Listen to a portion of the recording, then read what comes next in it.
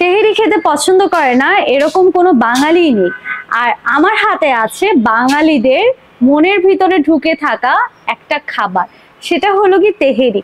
এই তেহেরির পাতিলের সামনে দিয়ে আমাদের রিক্সা যখন চলে যায় আমরা তখন বলি, আহ কি শান্তি, এখন যদি এক প্লেট যদি তেহেরি খেতে পারতাম কতই না ভালো লাগতো।